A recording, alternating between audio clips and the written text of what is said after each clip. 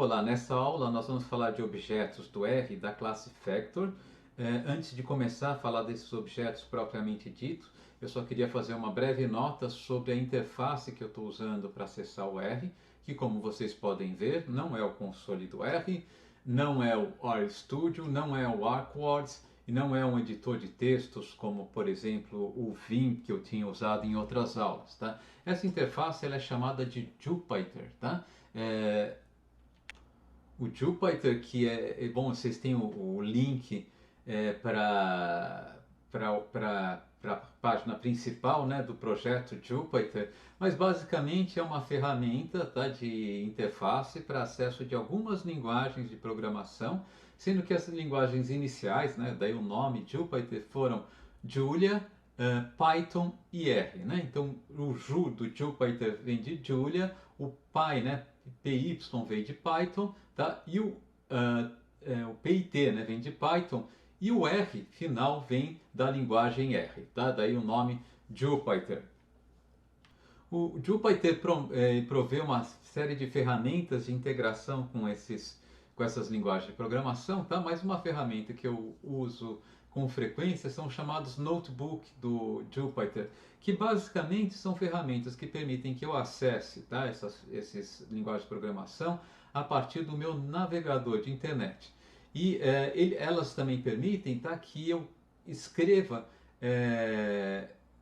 comentários ao programa, tá, que sejam formatados, como os que vocês estão vendo aqui, né? Eu posso formatar um título, posso formatar link, né, para sites da internet, e posso também inserir equações, inserir imagens, tá, de acordo com uma linguagem de markup chamada como linguagem Markdown. Tá? Eu não vou falar sobre os detalhes disso, mas apenas para vocês saberem o que eu estou usando.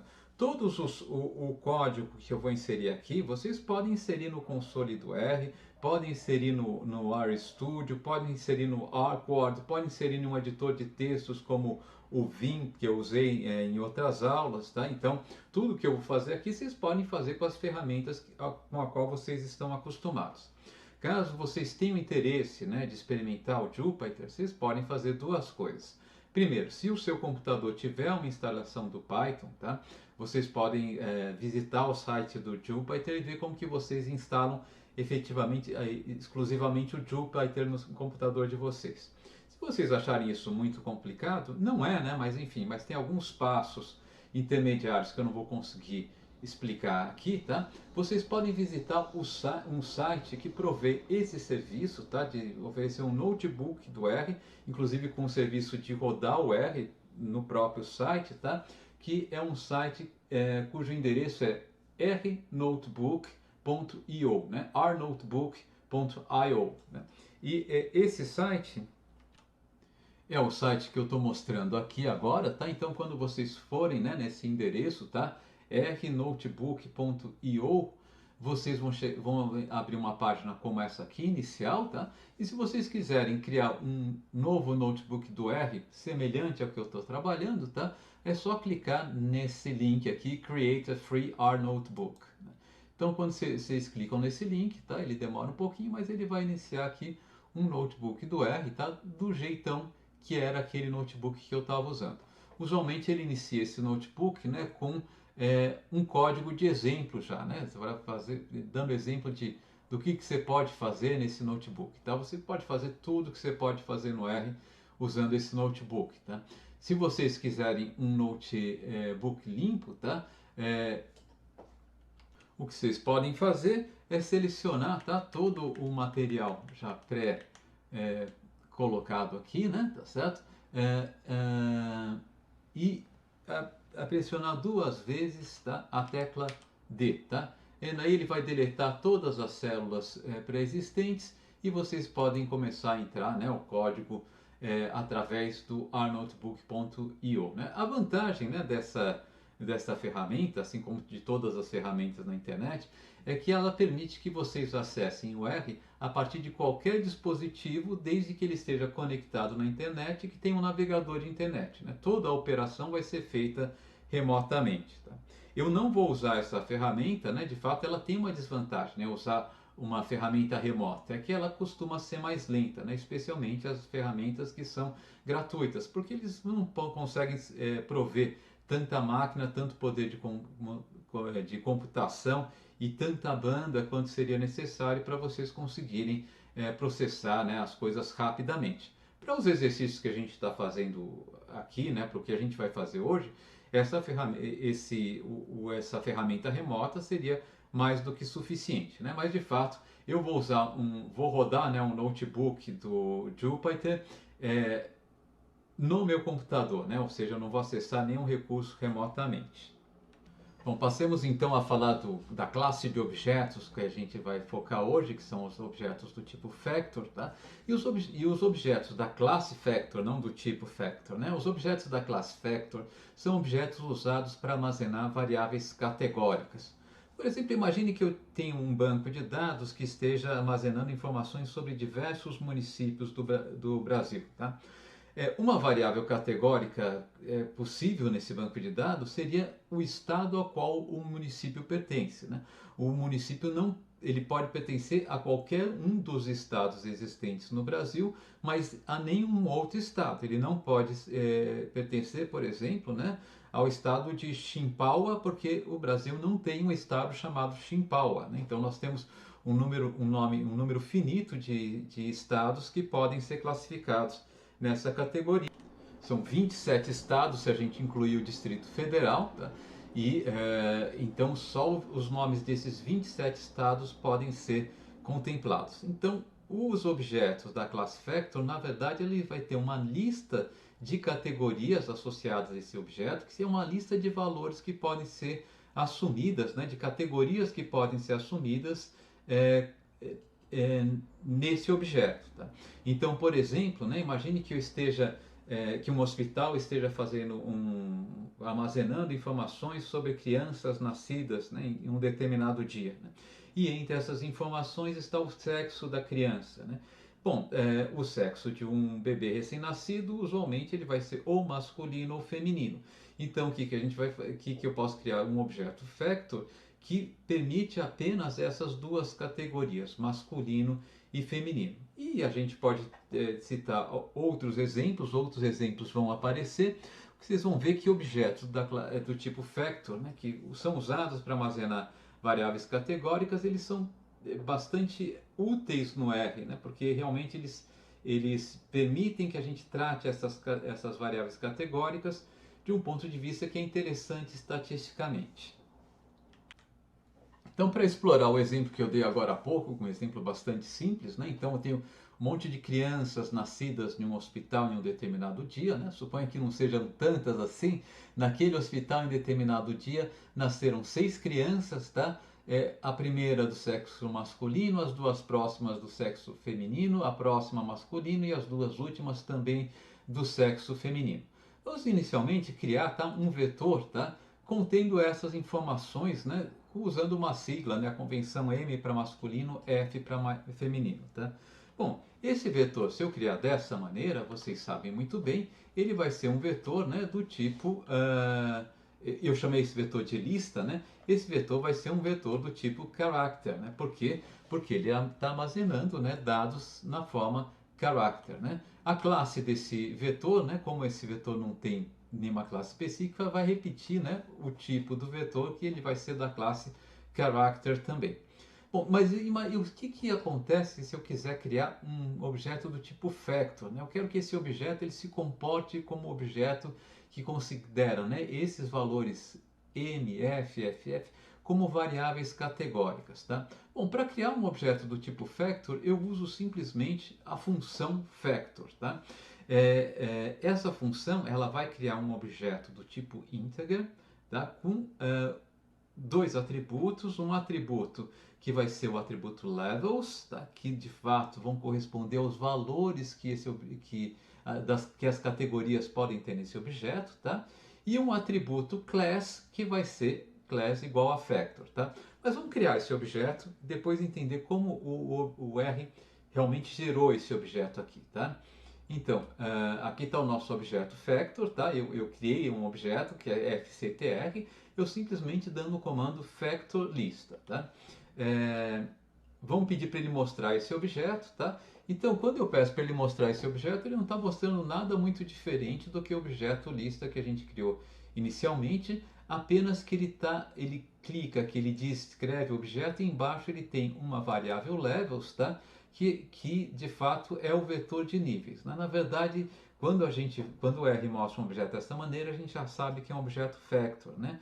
Os níveis desse objeto, ou seja, as categorias que podem ser assumidas, né, pelos componentes desse objeto, são de duas ordens aqui, né? São duas, no nosso caso, F e M, tá? O primeiro componente ele é da categoria M, o segundo F, o terceiro F, o quarto M e assim por diante. Bom, vamos fazer mais algumas perguntas sobre esse objeto aqui, tá? Uma pergunta que a gente pode fazer é: qual que é a classe desse objeto? Bom, a gente deve esperar, né, que a classe vai ser a classe factor, tá certo? Vamos perguntar qual que é o tipo desse objeto aqui, tá? E o tipo desse objeto, esse objeto é um objeto do tipo integer, né? Isso quer dizer que ele está armazenando dados numéricos, né, nesse objeto. Tá? O principal tipo de dado que ele está armazenando aqui é um dado numérico. A gente já vai ver como isso funciona. Quando eu dei o comando factor lista, tá? O R ele segue os seguintes passos, tá?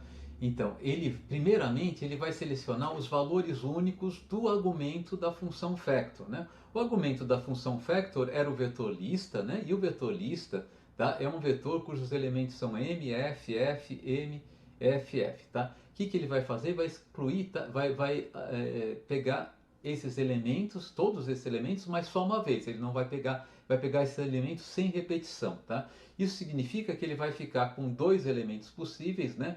O M e o F, tá? Só que como ele vai e ele vai pegar esses dois componentes e usualmente ele vai ordenar. Então ele vai falar o seguinte: olha, no vetor que você forneceu como argumento da função factor, tá? Que é o vetor lista, eu só observei dois valores aparecendo, né? O valor M e o valor F, tá? Então eu vou criar um vetor com esses dois valores, ele cria esse vetor ordenado, então vem o F na frente do M, tá? Esse vetor aqui, ele vai chamar de vetor levels, né? Níveis, tá? Ou categoria, se a gente quiser traduzir, tá? De uma maneira mais usual, tá? Então é um vetor que representa as categorias que ele viu no argumento que eu dei para ele da função factor, né? Para gerar o nosso objeto factor, tá? Bom, depois o que ele vai fazer? Ele vai fazer um vetor do tipo inteiro, tá? Do tipo integer, que vai ser simplesmente uma correspondência numérica, tá? Entre o vetor que foi o argumento do nosso objeto R, tá? E o nosso vetor lista, né? O nosso vetor fm. Então, o primeiro componente, né, do argumento, né, da nossa variável lista que a gente criou lá em cima é um m, tá? O m é o segundo componente do nosso vetor levels. Então ele vai criar um vetor cujo primeiro componente é o 2, porque o m está na segunda posição do vetor levels, tá? Ele vai criar depois um vetor cujo o segundo componente, que é o f, ele vai ser o número 1. Por quê? Porque o f está na primeira posição do meu vetor levels, tá? O terceiro componente vai ser o número 1 de novo, está na primeira posição do meu vetor levels. O quarto componente, que agora é a letra M, o M está na segunda posição, então o quarto componente vai ser 2, né? O quinto componente 1, o sexto componente 1. Esse vai ser o vetor, tá, que ele vai criar, tá? E esse vetor é o que vai ser armazenado como componente principal, como informação principal do nosso objeto factor, tá? Então, o que ele vai criar agora? Então, ele vai criar um vetor do tipo integer, vai atribuir a esse vetor, tá, dois atributos, tá? Um atributo que vai ser o atributo levels, que no nosso caso vai ser um vetor com os componentes f e m, né?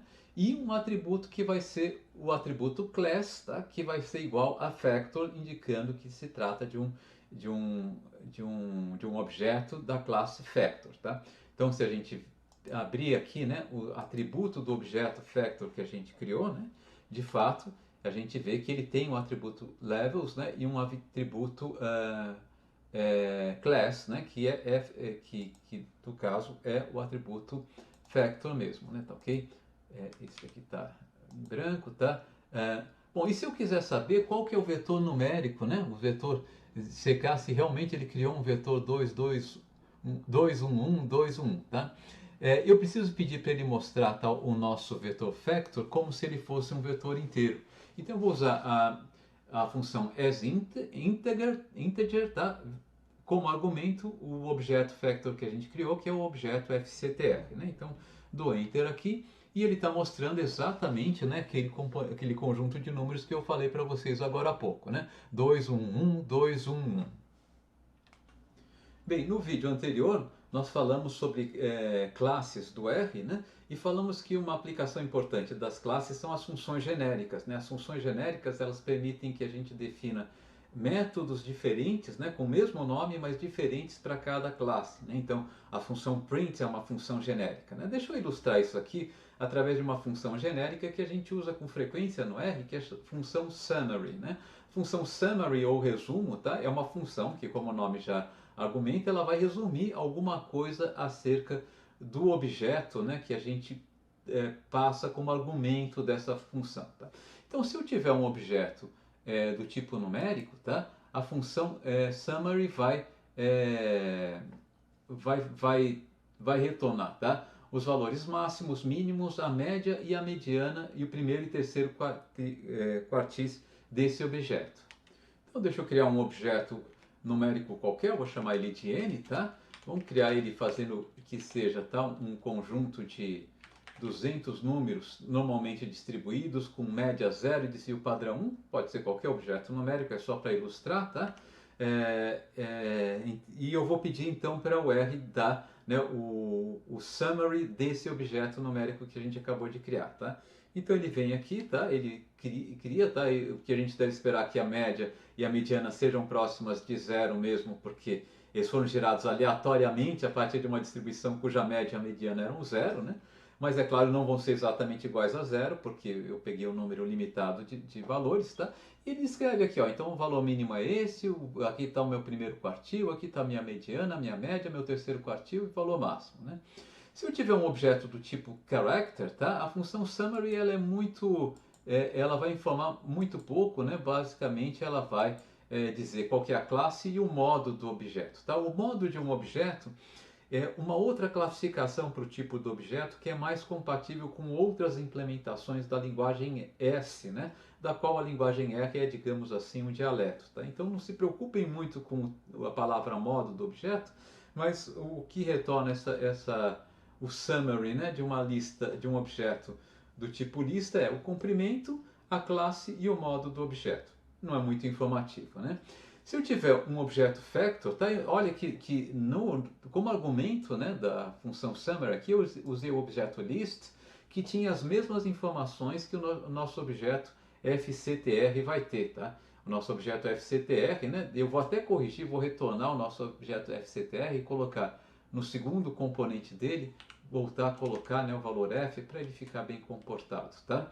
Para ele ficar como a gente criou originalmente, né? Então, se eu peço para ele fazer o summary do objeto fctr, a princípio o nosso objeto fctr, o que ele tinha?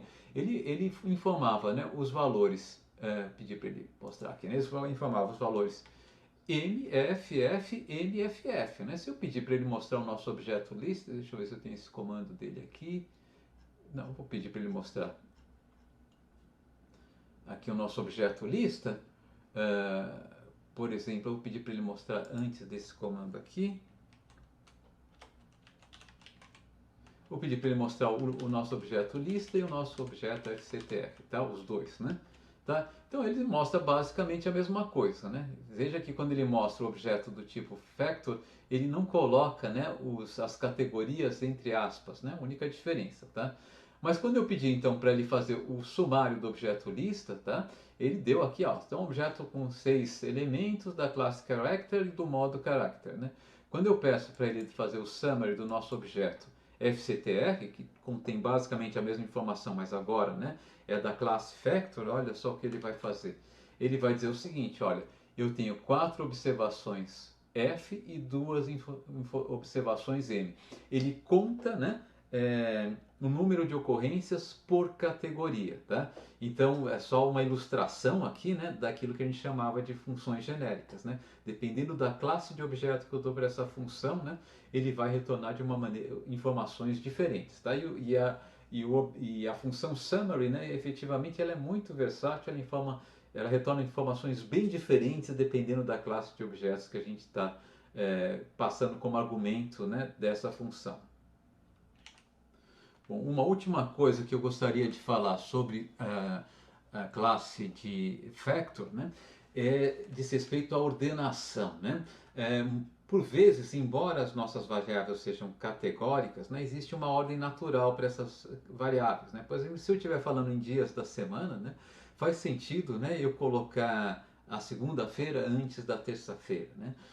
Se eu estiver falando, por exemplo, eu posso classificar, um médico pode estar classificando diversos pacientes de acordo com o grau de obesidade, mas essa classificação pode ser categórica, né? Ele pode falar o seguinte: olha, eu tenho pessoas que são normais, pessoas que são magras, mas não magras patológicas, magras patológicas, obesas, mas não obesas patológicas, e obesas patológicas. Enfim, ele pode fazer qualquer classificação desse tipo, e evidentemente aqui eu tenho, né, um tipo de ordenação, né? Tem escolas que dão notas, né, não numéricas, mas notas categóricas, né? Você tem uma categoria que pode ser A, B, C, e efetivamente, né, a categoria A devia ser ordenada como superior a B e assim por diante.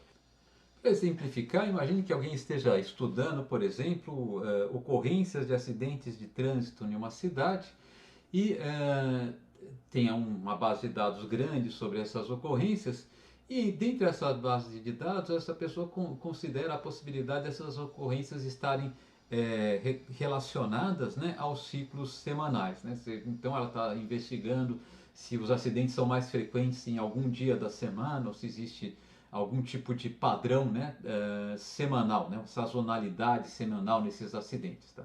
Então ela poderia criar um vetor, né, com os dias da semana, tá?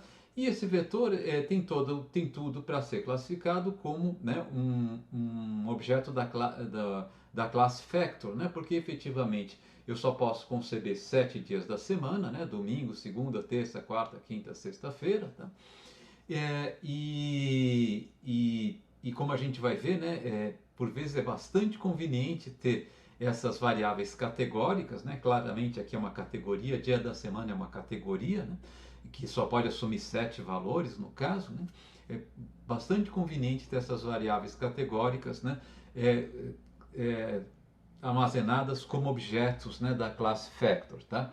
Então a primeira coisa que eu estou fazendo aqui, primeiro eu estou criando dois vetores, tá? O primeiro vetor, está, que eu estou chamando dias.semana, é simplesmente um vetor com os nomes dos dias da semana, tá? Na ordem usual, né? Começa no domingo e vai até o sábado, né? De fato, algumas pessoas colocam começando na segunda-feira indo até o domingo, isso daqui, mas eu estou pegando a convenção mais tradicional, né? Que a semana começa no domingo. E o segundo vetor que eu estou colocando aqui, de fato, vai ser um vetor já da classe factor, né? Que é um vetor que está aqui, são uma coleção de alguns dias em que ocorreram acidentes, né? Então, claro que eu posso ter associado, né, o primeiro acidente aqui, não só que foi um domingo, mas a localização, né, a data específica em que isso ocorreu e assim por diante. Eu só estou olhando para um aspecto que é o dia da semana. Então eu sei que eu tive um evento no domingo, na quarta-feira eu tive dois eventos, de acordo com esse vetor aqui, né? Na terça-feira um evento, na quinta-feira um evento, no sábado e na segunda-feira também um evento. Então eu vou criar esses dois objetos, tá? Então dias da semana é uma lista de todos os possíveis dias da semana, né? E OBS, tá, é um vetor, né? É um vetor já da classe factor, tá? Com os acidentes observados associados ao dia da semana. Foi criado, né? Eu simplesmente mandei o comando para o R, tá? Se a gente pedir para ele fazer um summary, né? Um resumo, né? Do nosso do nosso factor OBS, né? Ele vai dar esse resumo, tá? E o que a gente já pode ver aqui, um problema, né? que a gente já havia citado antes, né? O que está acontecendo aqui, né? Quando eu criei esse objeto OBS dessa maneira, tá?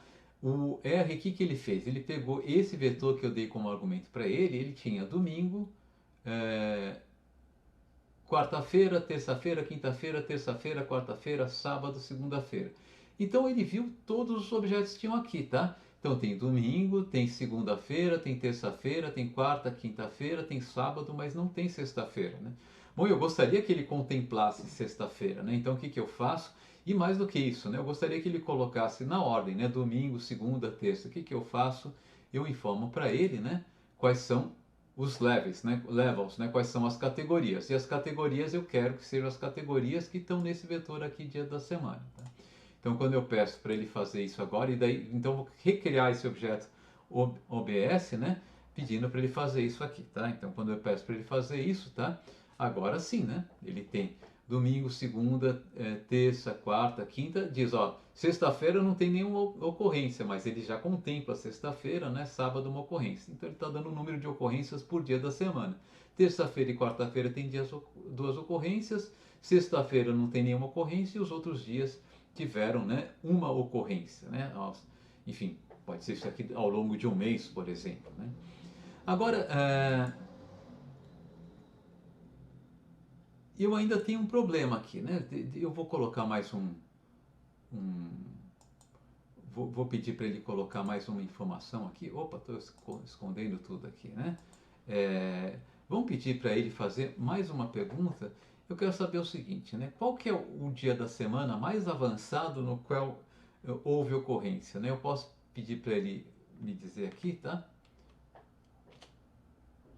Opa, saí do lugar, né? Para ele me dizer aqui qual que é o dia da semana mais avançado no qual houve ocorrência.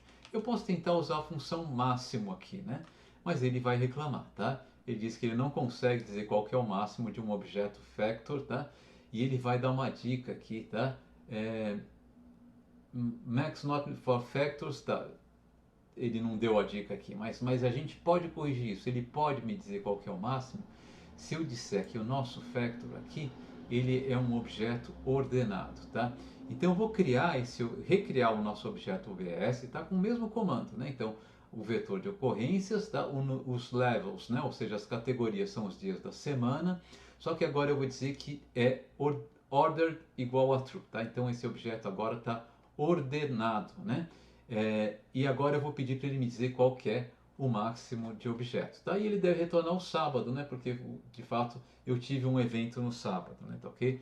Mas agora ele aceita fazer isso, tá?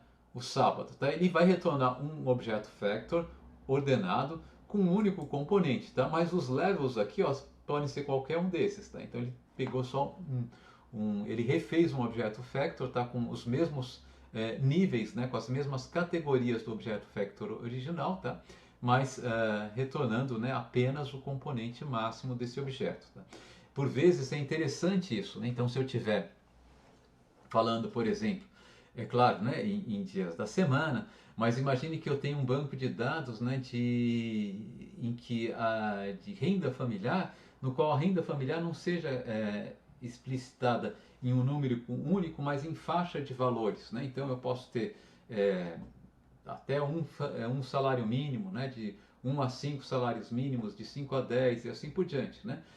E eventualmente acima de 100 salários mínimos, né? E eu quero saber qual que é a faixa máxima de valor de um determinado banco de dados, né? Se o meu objeto factor for ordenado, eu posso dizer, ó, qual que é o máximo dessa faixa de valores, né? Enfim, faixa de valor é uma variável categórica, né? Mas eu posso dar, né, um sabor quantitativo, pelo menos nesse sentido, do nosso objeto factor ser ordenado, tá?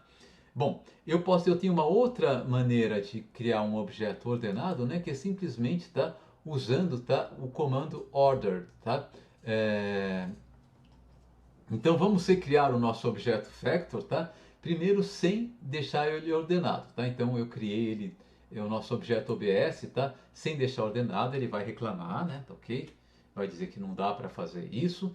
E agora eu vou alterar o meu objeto OBS, tá? Simplesmente o seguinte, ó, você trata esse objeto como um objeto ordenado. O que que ele vai fazer? Ele vai pegar os levels existentes, vai supor que o primeiro level é o menor, o segundo maior e assim por diante. De tal maneira, e quais serão os levels desse objeto? Bom, os levels desse objeto eram os dias da semana, domingo, segunda, terça, quarta, quinta, sexta, sábado, né?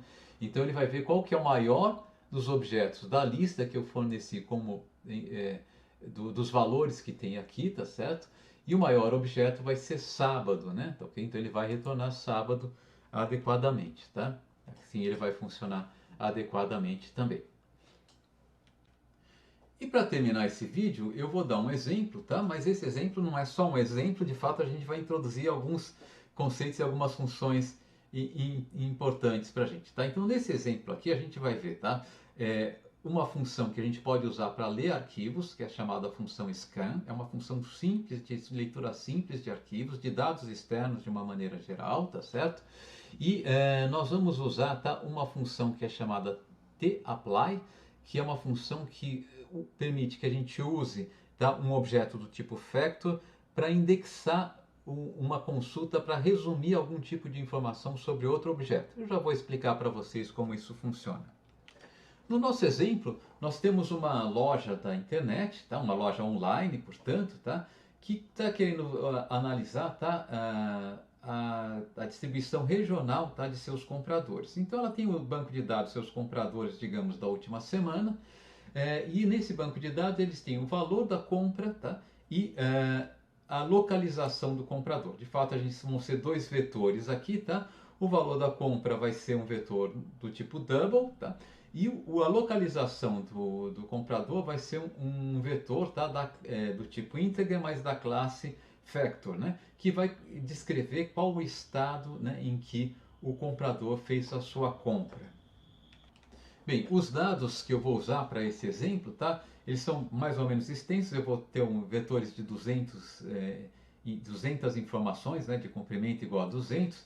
Eu não vou entrar manualmente, nós vamos ler a partir de um arquivo que já foi gerado, tá? Eu passo para vocês esse arquivo se vocês quiserem importar, né, refazer, né, o exercício de ler esses dados, tá? E a leitura dos dados, para ler esse dado, eu vou usar uma função que é chamada função scan. Bem, se eu usar a função scan sem argumento algum, tá? Essa função vai ler dados a partir de entrada de dados, tá? No meu teclado, tá? Eu não consigo usar essa função scan sem argumento algum, tá? No notebook do Jupyter, tá? Ou se eu consigo, eu não sei como fazer. Então eu vou fazer isso a partir de um console do R, só para ilustrar, né, como ela funcionaria. Então aqui eu tenho o console do R, tá? Então vamos criar um vetor V aqui, tá? Que vai ser, tá? Vai receber os dados, tá? Da função scan, tá? Sem argumento. Quando eu faço isso aqui, tá? O que o R faz? Bom, eu dou essa informação, ele põe o número 1, tá? E o número 1 aqui vai ser o primeiro número que eu vou entrar, tá? O número 2, o segundo valor que eu vou entrar. Número 3, tá? O terceiro valor, tá? E eu estou entrando valores aleatoriamente aqui, tá? Quando eu quiser parar, tá? Eu dou Enter duas vezes, tá? Eles foram lidos 3 itens, né? Peço para ele mostrar o vetor V, então aqui o vetor com os valores que eu queria entrar. Então aqui a função scan sem argumento algum, ela vai buscar valores, tá? No local padrão, tá? Que o local padrão é entrada de dados via teclado. Como eu já adiantei para vocês, mas o que eu quero fazer, eu quero ler dados que já estão armazenados em um arquivo do tipo TXT, tá? Bom, a primeira coisa que eu vou fazer, tá? Eu vou mudar, tá, o meu diretório de trabalho para o diretório no qual eu sei que estão esses arquivos, tá? Se vocês estiverem no RStudio, isso é mais fácil de fazer, né? De fato, também no Vim, se vocês estiverem usando, né, o package correto, ou se tiverem no ArcoWord é mais fácil de fazer. Aqui eu preciso usar o comando setwd, né, e dar o endereço por extenso, né, do diretório no qual eu quero que ele fixe como diretório de trabalho, tá? Bom, vou dar esse comando, tá? Ele já... Opa! Só para ter certeza que eu dei o comando. Aí ele deu o comando sim, né? Ele já criou meu... Já disse qual que é mudou meu diretório de trabalho para onde eu tô, tá? E agora eu vou usar a função scan. função scan, se eu quiser ler um arquivo e simplesmente, e esse arquivo está com valores numéricos, tá? Do tipo double, não tem nenhum problema, eu só preciso falar scan valores.txt. Se vocês quiserem ver como é esse arquivo, ele está sendo mostrado aqui em um editor de texto, né? Então uma série de números está separados por espaço ou por quebra de linhas, tá? Então é só isso no meu arquivo, tá? E ele é um arquivo bastante simples, só os dados passados um a um. Então vamos pedir para o R, né, ler esses valores, tá? Só para a gente ter certeza, né, de que ele efetivamente leu esses valores. Vamos pedir, né, para ele dar head valores. E aqui ele mostra, né, os primeiros 6, né, componentes do vetor valores, só para a gente ver que está válido, tá? Bom, o próximo arquivo que eu quero ler, tá, é o arquivo de nome estados, tá? Esse arquivo ele está na forma do tipo character, tá? Se eu mandar ele escanear esse arquivo, ele ler esse arquivo, ele vai reclamar, ele vai dar uma mensagem de erro. Por quê? Porque por padrão ele pensa que vai ler um arquivo que contém só dados numéricos, tá? Então eu preciso dizer que tipo de dado é, tá? Para dizer isso, tá? Eu preciso dar um argumento opcional, né, da nossa função scan, que é o argumento what, tá? O que, né? E eu digo que esse argumento é character, tá? Abre e fecha as aspas, tá? Para dizer que eu quero que leia como um dado textual, tá? Então vou mostrar para vocês também esse arquivo como ele aparece, né, na forma bruta dele. E aqui está o nosso arquivo, né? Nesse caso é um conjunto de siglas de estados, tá? Todas elas separadas por quebra de linha. Vamos mandar então ele ler esse arquivo, tá? Dei o Enter, né? Só para a gente checar. Vamos ver se efetivamente, né, ele leu como a gente esperava, tá? Estado. Tá? Então aqui estão as primeiras 6 observações. Deu certinho, tá? Esses dados que eu estou usando aqui, na verdade, eles foram gerados aleatoriamente, né? Apenas para gerar o nosso exemplo, tá? Bom, qual que é a classe, né, do meu objeto estado? Bom, deve ser um objeto da classe character, né? Bom, eu quero que ele trate, né, essas informações como um objeto factor, tá? Então, para fazer isso aqui, eu vou usar, tá, eu vou usar a função factor, né? Então, estados igual a factor estado, tá? Aqui eu estou mais ou menos seguro que todos os estados estão contemplados, né? De todo modo, para ter certeza, né, que nenhum estado ficou de fora, né? Pode ter em quantidade zero, mas eu quero que ele esteja no atributo levels do meu objeto factor que eu vou criar, tá? Eu vou pedir para ele criar então um objeto chamado estados, né? Diferente do estado é estados, tá? Cuja, né, as informações estão, né, no vetor estado, tá? E cujos levels, tá, vão ser, tá? E os levels criados por esse vão estar nesses objetos siglas, tá? E aqui sim, nesse objeto siglas, tá, eu tenho uma lista de todos os estados da União, inclusive o Distrito Federal, tá? Eu espero ter incluído todos os estados, tá? Se eu deixei de excluir algum estado, eu peço desculpas, eu copiei essa lista de fato eu peguei essa informação na internet, eu acho que estão todos os estados listados aqui, tá? Mas não houve nenhuma discriminação se algum ficou de fora, né? Isso às vezes acontece, né? Então vamos fazer isso aqui, tá? Vou criar então esse objeto da classe factor estado, né? Com os níveis siglas, né? Okay. Então vou dar aqui,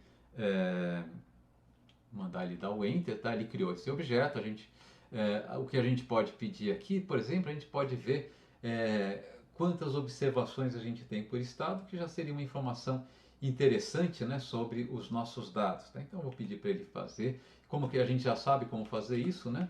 Só pedir a variável summary status, tá? Então, para cada cliente, né, está listado está associado um estado. Então, se um estado aparece 10 vezes, é porque essa loja tem 10 clientes nesse estado, né? Então, vamos ver o que aconteceu aqui. Pedir para ele fazer o summary desse objeto, né? E aqui está, ele tem 11 clientes no Acre, 9 no Alagoas, 8 no Amapá, 5 no Amazonas e assim por diante, né? Primeira informação que a gente tem sobre, né, o perfil dos clientes dessa loja. Então vamos resumir o que a gente tem informação sobre essa loja online, né? Eu tenho, tá? Para cada venda, tá? O valor da venda, né? Cada venda da última semana eu tenho o valor da venda. Isso está armazenado no vetor valores, né? E para cada venda da semana eu tenho, tá? O estado, né? Para qual, né? Foi feita a venda, tá? Bom, agora talvez eu quisesse resumir os valores da venda, né? Tirar informações sobre os valores da venda, né? Por estado, tá? Como é que eu posso fazer isso? Bom, existe uma função no R que é uma função muito útil, que ela permite que a gente aplique, né, uma variável categórica do tipo factor, tá? Para extrair, para resumir informações, né, de uma variável usualmente numérica, tá? Essa função é a função tapply, né? tapply, tá? Essa função ela vai ter três argumentos, tá? O primeiro argumento, pelo menos três argumentos, né? O primeiro argumento, tá, é o argumento que são os valores aos quais eu quero que se aplique, tá, a função. O segundo argumento é um factor, tá? Um conjunto de categorias que vão ser usadas para indexar essa função. Tá? No nosso caso aqui, o primeiro argumento vai ser o argumento valores, o segundo argumento vai ser o argumento estados, né? Então eu quero que ele resuma os valores de acordo por estados, tá? E o terceiro argumento é a função que eu quero usar para fazer esse resumo, tá? Então eu vou fazer a primeira aplicação, vou dar dois exemplos, tá? No primeiro exemplo,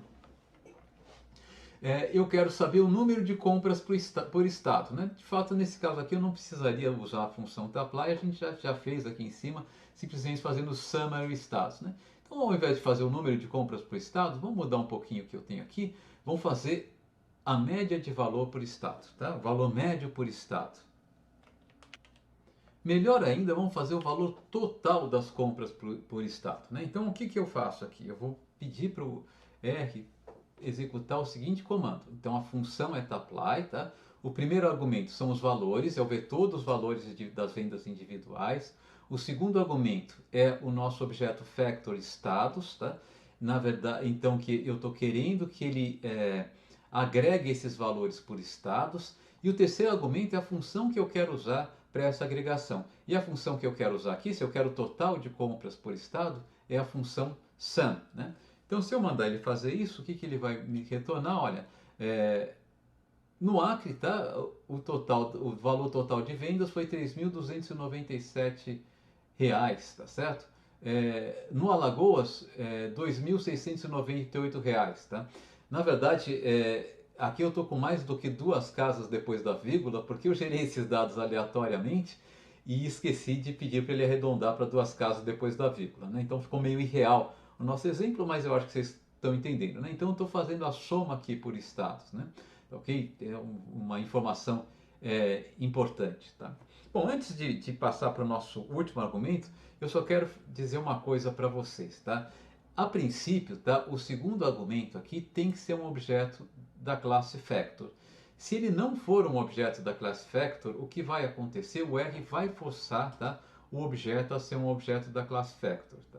Então, isso quer dizer o seguinte, se eu colocasse, lembrem que o nosso objeto estado era um objeto do tipo character, né? Que se eu colocar o objeto estado aqui, o R vai primeiro converter esse objeto estado em um objeto do tipo character e depois vai aplicar, tá, a função valores, tá, agregada ele vai, deixa eu voltar aqui, o R vai primeiro converter o objeto estado, que é um objeto do tipo character, né, em um objeto da classe factor, tá? Daí vai aplicar, tá, ao vetor valores, tá, de acordo com o objeto da classe factor, a função sum. E o resultado vai ser o mesmo aqui, tá? A única diferença que ocorreria se eu tivesse algum estado que não tivesse nenhuma venda, né? Então, quando eu usasse a função estados, que eu já com o objeto, a classe, o objeto factor estados, eu já tinha colocado lá que todos os levels têm que ser completados, todos os estados têm que ser contemplados, né? Se não tivesse nenhuma venda em algum estado, apareceria o valor zero, né, na soma de vendas desse estado. Aqui não foi o caso, então usar ou o objeto da classe character ou da classe factor aqui vai ser indiferente, tá? Vai fazer diferença se eu tivesse algum valor do tipo zerado aqui, né? Tá, um outro exemplo, né? E se eu quisesse um resumo, né, de valores para o estado, um resumo do tipo summary, né? Eu quero saber qual que é o valor mínimo, o máximo, a média, mediana, primeiro quartil, segundo quartil. Bom, a gente tem uma função que faz isso, né? Então eu vou pedir para ele aplicar, tá? Ao vetor de valores, tá? De acordo com o objeto da classe factor estados, tá? A função summary. O que que ele vai fazer? Ele vai mostrar aqui, tá?